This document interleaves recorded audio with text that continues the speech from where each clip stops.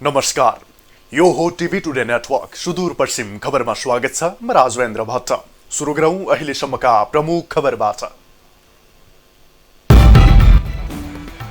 सुदूरपश्चिम प्रदेश सरकारबाट चालु आर्थिक वर्षको खर्च विवरण सार्वजनिक। पहिलो चौमासिकमा कुल बजेटको 6% खर्च। राजस्व संकलनमा उल्लेख्य सुधार। कञ्चनपुरको शुक्लभाटा नगर क्षेत्रमा आधुनिक सडक निर्माण सुरु। एडीबी को सहुलियतमा सडक निर्माण गरिँदै 27 करोड 87 लाख बढीको लागत।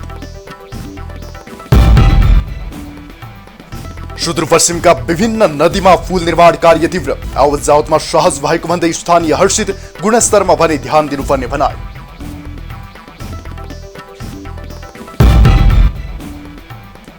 सुदूरपश्चिममा 1500 बढी कोरोनाका सक्रिय संक्रमित। सबैभन्दा बढी कैलालीमा। कुल संक्रमित मध्ये 9000 बढी कोरोना मुक्त।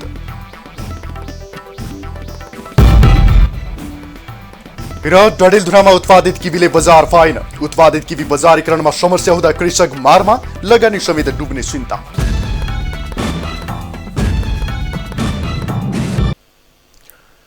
अब सुदूरपश्चिम खबर विस्तारमा।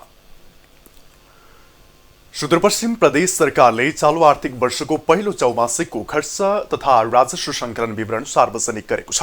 प्रदेश सरकारले पहिलो चौमासिकमा कुल बजेटको 6.29% बजेट खर्च गरेको जनाएको छ भने राजस्व संकलनमा उल्लेख्य सुधार भएको जनाएको छ। सुदूरपश्चिम प्रदेश सरकारले पहिलो चौमासिकमा कुल बजेटको 6.29% अर्थात् 2 अर्ब 9 करोड 86 लाख 36 हजार रुपैयाँ खर्च गरेको छ। चालु आर्थिक वर्ष 2077-78 को प्रथम चौमासिकसम्मको बजेट खर्च र राजस्व संकलनको अवस्था सार्वजनिक गर्दै आर्थिक मामिला तथा योजना मन्त्री झपट बोहराले यस वर्ष गत वर्ष भन्दा 1.76% ले खर्च वृद्धि भएको बताउनुभयो। आर्थिक वर्ष 77-78 को कुल बजेट 33 अर्ब 38 करोड 13 लाख 58 हजार रहेको थियो। कुल विनियोजन मध्ये चालु तर्फ 1 अर्ब 10 करोड 47 लाख 50 हजार खर्च भएको छ, जुन विनियोजनको तुलनामा 6.65% हुन आउँछ। जबकि गत आर्थिक वर्षको सोही अवधिमा चालु तर्फ 5.40% मात्र खर्च भएको थियो। गत आर्थिक वर्षको तुलना गर्दा समीक्षा अवधिमा 1.25% ले खर्च बढी हुन गएको छ र यसमा हामीले सफलता प्राप्त गरेका छौं। गत वर्ष पहिलो चौमासिकमा कुल बजेटको 4.53% मात्र खर्च भएकोमा यस वर्ष चालुतर्फ 1 अर्ब 10 करोड 47 लाख 50 हजार अर्थात् 6.65% र पुँजीगत तर्फ 79 करोड 38 लाख 76 हजार अर्थात् 5.93% खर्च भएको मन्त्री बोहराले बताउनुभयो।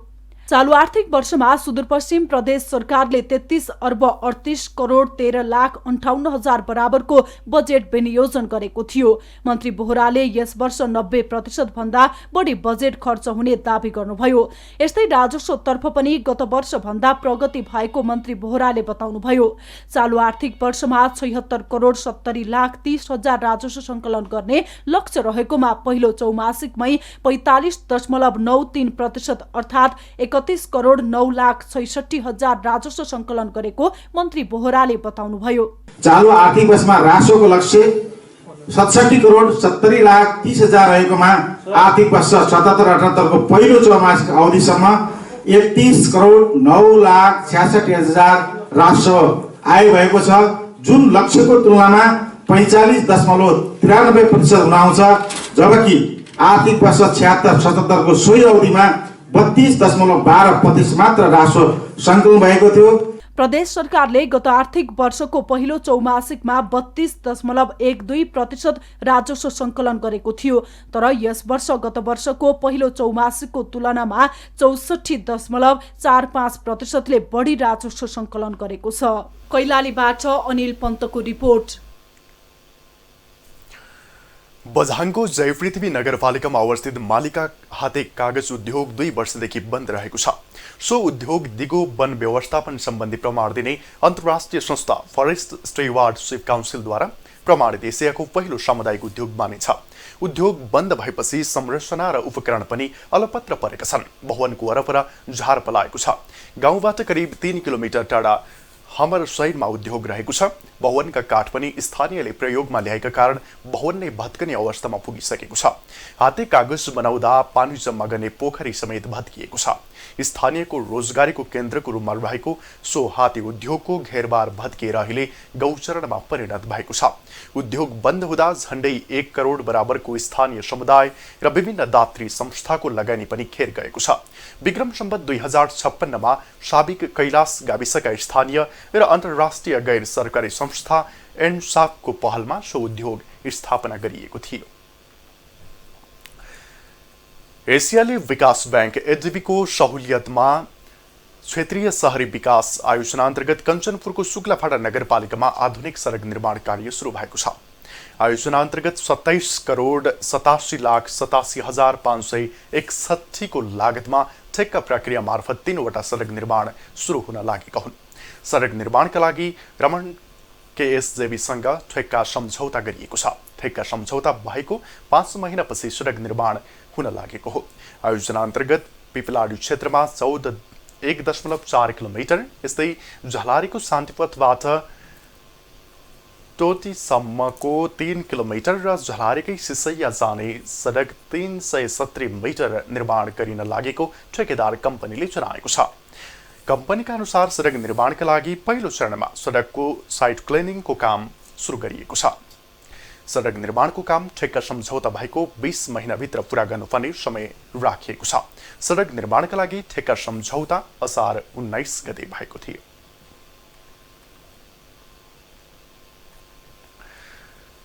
ढुङ्गा, गिट्टी, बालुवा जस्ता नदीजन्य वस्तुबारे अध्ययन नगरिँदा कैलालीमा उत्खनन सम्बन्धी ठेक्का लगाउन ढिलाइ भइरहेको दावी गरिएको छ। स्थानीय तहहरूले आफ्नो क्षेत्राधिकारभित्र पर्ने नदी तथा खोलाबाट उत्खनन गरिने नदीजन्य वस्तुको ठेक्का लगाई सङ्कलन गरिँदै आएकोमा यस वर्ष भने भागबारे अध्ययन गर्न संघीय सरकारले परिपत्र गरे पनि समस्या उत्पन्न भएको सरोकारवालाहरूले बताएका हुन्। तर स्थानीय प्रशासन लगायतका सम्बद्ध निकायले संघीय सरकारको निर्देशन बमोजिम आवश्यकता र मौजातबारे अध्ययन गर्नमै ढिलाइ भएकोले समस्या भएको दावी गरेका छन्। जिल्ला प्रशासन कार्यालय कैलालीले भने जिल्लामा नदीजन्य वस्तुको आवश्यकताको अवस्था यकिन गर्न अध्ययन थालिएकोले छिट्टै प्रतिवेदन सार्वजनिक गरिने जनाएको छ। कैलालीको घोडाघोडी नगरपालिकाको वार्ड नम्बर 4 र 9 को बीचमा पर्ने टेकनैया नदीमा पक्की पुल नहुँदा स्थानीय जनतालाई निकै शास्ति थियो। तर पछिल्लो समय सो नदीमा पक्की पुल बन्न थालेपछि स्थानीय हर्षित बनेका छन्। कैलालीको घोडाघोडी नगरपालिका वडा नम्बर 4 र 9 जोड्ने टेकन्या नदीमा निर्माणाधीन पक्की पुलले गति लिएको छ। विगतमा सबैको चुनावी नारा बनेको पक्की पुल निर्माण आश्वासनमै सीमित भएको थियो। तर स्थानीयहरूको निरन्तर दबाव तथा माग पश्चात पक्की पुल बन्ने सपना साकार हुन थालेको हो। पुल निर्माणले तीव्रता पाएसँगै स्थानीय हर्षित भएका छन्। पुल बनेको देखेपछि हामीलाई नि खुसी लाग्यो। काम ठिकै चलिरहेछ भनौँ। पहिला चाहिँ हजुरको अब यो हाम्रो खोलाले पहिला हाम्रो खोला नालाले साह्रै नै हामीले जनताहरू दुखित अनि पीडित सबै भनौँ त्यस्तै थियो। अहिले चाहिँ सबै ठिकै छ भनौँ। टेकन्या नदीमा पुल नहुँदा सवारी साधन सञ्चालन गर्न समेत शास्ति भएको थियो। झन वर्षातको समयमा त 2 तथा 3 पाङ्ग्रे गाडीहरू नदीले बगाइदिन्थ्यो भने आवत जावत नै ठप्प हुने गर्थ्यो। अब पक्की पुल बनेसँगै सबै समस्या टर्ने सवारी चालकको भनाइ छ। खोलामा हाल्यो भने कहिलेकाहीँ त गाडी त खोलामा हालेर माथिबाट बहिरो आएर एकैचोटि गाडी सोझ्याएको त्यस्तो समस्याहरू धेरै थिएछ। इन्जन सिन्जन जाने अब त्यो गाडी त पानीमा हाल्यो भने त एकैचोटि खतम हुने त्यस्तो समस्या थियो। अब कहीँ सुख दिन आउँछन् कि भनेर यसो हेरिरहेछौँ, त्यही पनि अब कस्तो हुन्छ कति लाग्छ। पक्की पुल निर्माण कार्य लगभग अन्तिम चरणमा पुगेको छ भने बाँकी काम तीव्र रूपमा अगाडि बढेको छ। सम्झौता अवधि भन्दा पहिले नै पुल निर्माण कार्य सम्पन्न गर्ने निर्माण व्यवसायको दाबी छ। हाम्रो यो टेङ्गा नदी पुलको कन्ट्र्याक्ट चाहिँ 4 करोड 94 लाख विथ भ्याट छ र यो चाहिँ 35 मिटर लङ प्रिस्टेज ब्रिज हो। यो चाहिँ लगभग नेपालमा भर्खरै हामीले प्रिस्टेजको काम सुरु गरेको 5-7 वर्ष हो। त्यही भित्र चाहिँ यहाँ पनि कैलालीमा पनि यो प्रिस्टेजका ब्रिजहरू धेरै बन्न लागे। त्यसको सिलसिलामा यो टेङ्गामा चाहिँ प्रिस्टेज ब्रिज हो। अब यसलाई चाहिँ हामीले गत वर्षको असार मसान्तमै सक्ने हाम्रो लक्ष्य थियो। उसो त हामीले 2078-79 को आर्थिक वर्षको अन्तिमसम्म हाम्रो यसको म्याच छ, मतलब अब आउने असार मसान्तसम्म। तैपनि हामी चाहिँ यसलाई चाहिँ अब छिटोमा छिटो मलाई सम्भव त लाग्छ अब आउने 3 महिनाभित्र चाहिँ हामी यहाँ गाडी गुडाउने भन्ने हाम्रो एउटा लक्ष्य राखेको छ। पुल लागत 4 करोड 94 लाखमा निर्माण भइरहेको यस पुलको 86% भौतिक निर्माण कार्य सम्पन्न भइसकेको छ। अबको 3-4 महिनापछि गाडी गुडाउने उद्देश्य रहेको निर्माण कम्पनीको दाबी छ। यसरी समयमै पुल निर्माणले पूर्णता पाए स्थानीयलाई पनि सहज हुने देखिन्छ। कैलालीबाट जनार्जन उपाध्यायको रिपोर्ट। सुदूरपश्चिम खबरमा पालो छोटो विश्रामको।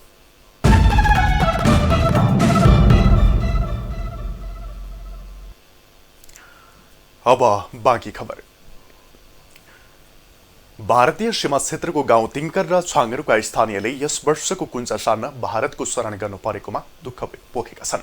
उच्च हिमाली गाउँ तिङ्कर र छाङ्गरुमा भारी हिमपात हुने भएकोले तिङ्करवासीहरू मौसमी बसाई अर्थात् कुञ्जा सरेर दार्चुलाको खलङ्गा पुगेका छन् भने छाङ्गरुवासीहरू पनि खलङ्गा झर्ने तयारीमा छन्। भारतको भूमि भएर 5 दिन लगाएर दार्चुला सदरमुकाम खलङ्गा पुगेका व्यासवासीहरूले भारतबाट र फर्कने बेला नेपालको बाटो हुँदै खलङ्गा झर्ने आश गरिएको भए पनि कुनै निकायले पहल नचालिदिँदा भारतको शरणमा परि सदरमुकाम आउनु परेको दुखेसो पोखेका हुन्।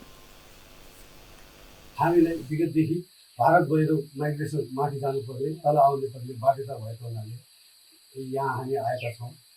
यो साल पनि अब 6-7 महिना भइसक्यो। माथि हामी कुन जाँदाखेरि माइग्रेसन माथि पुग्नुपर्छ अनि गाउँपालिका अध्यक्षज्यूलाई भनेको थिएँ। उहाँले माथि तिङ्करबाट यहाँ सदरमुकाममा पुग्न 6 दिन लाग्यो। घोडा खच्चर दुध गाई सबै अब पाल्तु जनावरहरू 6 महिना यहाँ 6 महिना उता। तर तलमाथि जाँदाखेरि चाहिँ 8 महिना जस्तो सिकिहाल्छ। यहाँ 5.5 महिनासम्म। सीताफुल नाका खोलेर मङ्सिर 3 गते भारतीय बाटो हुँदै दार्चुला झरेका तिङ्करका 60 परिवार दार्चुलाको खलङ्गा आइपुगेका छन्। 6 महिना तिङ्कर र ब्यास बस्ने गरेका 8200 का समुदाय तिङ्कर र छाङ्गरुमा हिमपात हुने भएकोले खलङ्गा झर्ने गर्दछन्। दार्चुलाका मल्लिकार्जुन र लेकम गाउँपालिकाले भारतबाट पेन्सन बुझ्ने नेपालीहरूका लागि पुल खुलाउन समन्वय गरिदिन जिल्ला प्रशासन कार्यालय दार्चुलालाई आग्रह गरेका छन्। पेन्सनधारीहरूले खलङ्गा नाका भएर आउन जान समस्या हुने भएपछि जौलजीबी नाकाको पुल खुलाउन आग्रह गरिएको हो। स्थानीय तहको आग्रहको आधारमा जिल्ला प्रशासन कार्यालय दार्चुलाले भारतीय प्रशासनसँग जौलजीबी नाका निश्चित समयका लागि खोलिदिन पहल गर्ने निर्णय गरिएको प्रमुख जिल्ला अधिकारी शरद कुमार पोखरेलले बताउनु भएको छ। कोरोनाको कारण सीमानाका जौलजीबी पुल गत चैत्रदेखि बन्द रहेको छ, जसका कारण पेन्सनधारीहरूलाई पेन्सन बुझ्न समस्या भएको छ। सुदूरपश्चिम प्रदेशमा 1600 बढी कोरोनाका सक्रिय संक्रमित रहेका छन्। सुदूरपश्चिम प्रदेश स्वास्थ्य निर्देशनालयका अनुसार प्रदेशका 9वटै जिल्लामा 1686 जना सक्रिय संक्रमित रहेका छन्। कैलालीमा सबैभन्दा धेरै 690 जना सक्रिय संक्रमित रहेका छन् भने सबैभन्दा कम बाजुरामा 20 जना रहेको स्वास्थ्य निर्देशनालयले जनाएको छ। बझाङमा 233, दार्चुलामा 231, डोटीमा 148, डडेलधुरामा 135, कञ्चनपुरमा 95, अछाममा 65 र बैतडीमा 45 सक्रिय संक्रमित रहेको स्वास्थ्य निर्देशनालय डोटीको तथ्याङ्क छ। हालसम्म सुदूरपश्चिमका 9124 जनाले कोरोना संक्रमण जितिसकेका छन् भने 50 जनाको संक्रमणबाट मृत्यु भएको तथ्याङ्क छ। सुदूरपश्चिम खबरमा फेरि छोटो विश्राम।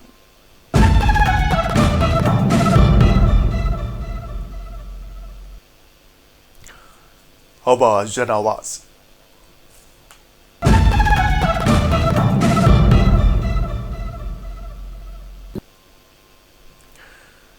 प्रहरी प्रशासनको कार्यशैलीप्रति आम नागरिक अहिले पनि पूर्ण रूपमा विश्वस्त हुन सकेका छैनन्। राजनीतिक आडमा अपराधीको संरक्षण गर्ने काम हुने गरेको नागरिकहरूको गुनासो बढ्दो छ। विभिन्न आपराधिक घटनाको निष्पक्ष छानबिन गरी दोषीलाई कारवाही र पीडितलाई न्याय दिने काममा प्रहरी पटक पटक चुक्ने गरेको छ। प्रहरीको कार्यशैली प्रतिको धारणा के छ भने हामीले कैलालीका केही स्थानीयलाई सोधेका छौं। अत्यन्त गम्भीर यो अवस्था आएको छ।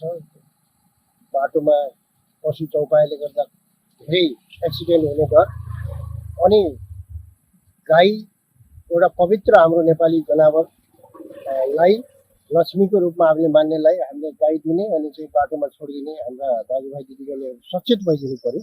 गोरु जोत्ने अनि ल्याएर बाटोमा छोडिदिने यो एकदम गहन र एकदम मार्मिक जुन प्रश्न सोध्नु भएको छ, यसको लागि म यहाँलाई चाहिँ धन्यवाद दिन चाहन्छु। यसलाई संरक्षण गर्ने क्रममा, यो समस्या समाधान गर्ने क्रममा के गर्नुपर्ला यो यति सजिलो र सामान्य तरिकाले हामीले भनिरहँदा यो समस्या समाधान हुने अवस्थामा छैन।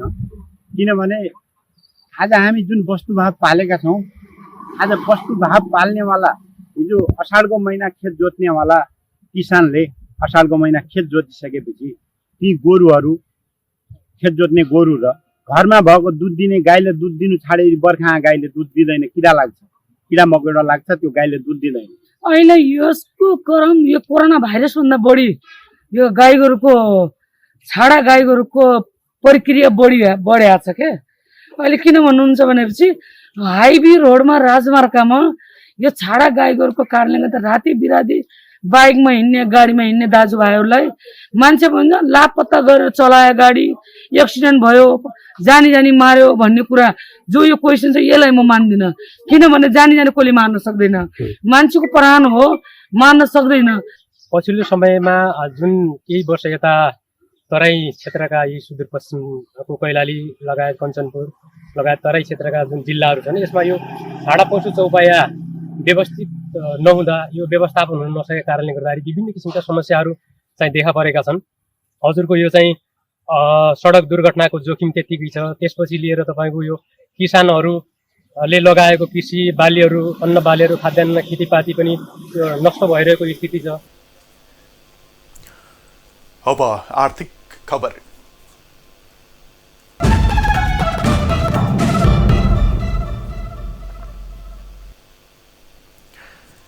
डडेलधुरामा किवीको बजारीकरणमा समस्या देखिएको छ। स्थानीय उपभोक्ताले किवीको महत्त्व नबुझ्नु, बाह्य बजारसम्म कृषकहरूको पहुँच नहुनु तथा बढ्दै गएको कोरोनाको कहरले कृषकले उत्पादन गरेको किवी घरमै भण्डारण गर्नुपर्ने बाध्यता देखिएको छ। राम्रो बजार मूल्य पाउने आशमा किवी खेतीमा होसिएका कृषकहरू उत्पादनले बजार नपाउँदा निराश भएका छन्। परम्परागत कृषि खेतीलाई विस्थापित गर्दै व्यावसायिक रूपमा किवी खेतीमा होमिएका कृषक यस वर्ष उत्पादनले बजार नपाउँदा समस्यामा परेका छन्। गत वर्षसम्म राम्रो मूल्यमा बिक्री हुँदै आएको किवी यस वर्ष आधा मूल्यमा पनि बिक्री भएको छैन। बगानमा लटरम्म फलेको किवीले उचित बजार नपाएको कृषकको गुनासो छ। हेवार जातको किवी लागेका थियौँ, तर हेर्दै जाँदा वर्ष हेर्दै जाँदा योभन्दा अगाडिको वर्ष चाहिँ अलिकति राम्रो किसिमको हामीहरूले बजार पाएका थियौँ, भाव पाएका छौँ बजारमा। तर अहिले चाहिँ पहिलाको भन्दा लगभग रेट चाहिँ आधी जति नै घटेको छ। पहिला 500-600 प्रति केजीको जान्थ्यो भने अहिले 250मै लगभग हामीले 3-4 कुन्टल जति बेच्यौँ। अहिले घमाइलो तथा मलिलो माटोमा खेती हुने किवीबाट राम्रै आम्दानी लिने आशामा किसानले खेती सुरु गरेका थिए। एउटै बगानबाट वर्षको 3 लाख रुपैयाँसम्म आम्दानी हुने अपेक्षा गरे पनि यस वर्ष कोरोना कहरका कारण व्यवसाय नै चौपट भएको कृषकको दुखेसो छ। किवी खेती हामीले गरिरहेका छौँ। यो किवी खेती गर्नमा हाम्रा युवाहरू जागृत भएका छन्। विदेश जानुभन्दा यहाँ किवी खेती लगाएर आफ्नो गुजारा आफै गरौँ भनेर सोच विचार गरिरहेका छन्। यसमा पोषण त राम्रै प्रकारले यसको बजार भाव आएको थियो भने यो अहिले कोरोनाको कारणले बजार भाव धेरै घटेको छ।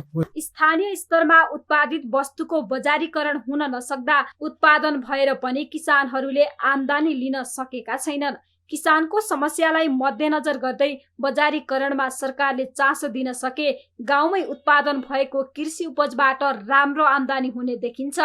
डडेलधुराबाट हरिश चन्दको रिपोर्ट। सुदूरपश्चिम खबर सकियो। बिदा लिनु पूर्व प्रमुख खबर फेरि एकपटक। सुदूरपश्चिम सरकारबाट चालु आर्थिक वर्षको खर्च विवरण सार्वजनिक। पहिलो चौमासिकमा कुल बजेटको 6% खर्च, राजस्व सङ्कलनमा उल्लेख्य सुधार। कञ्चनपुरको शुक्लाफाटा नगर क्षेत्रमा आधुनिक सडक निर्माण सुरु। एडीबीको सहुलियत ऋणमा सडक निर्माण गरिँदै 27 करोड 87 लाख बढीको लागत। सुदूरपश्चिमका विभिन्न नदीमा पुल निर्माण कार्य तीव्र। आवत जावतमा सहज भएको भन्दै स्थानीय हर्षित, गुणस्तरमा भने ध्यान दिनुपर्ने भनाइ।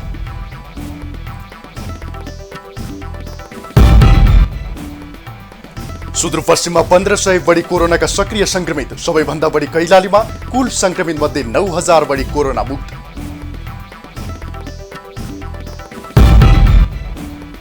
र डडेलधुरामा उत्पादित किवीले बजार पाएन। उत्पादित किवी बजारीकरणमा समस्या हुँदा कृषक मारमा, लगानी समेत डुब्ने चिन्ता।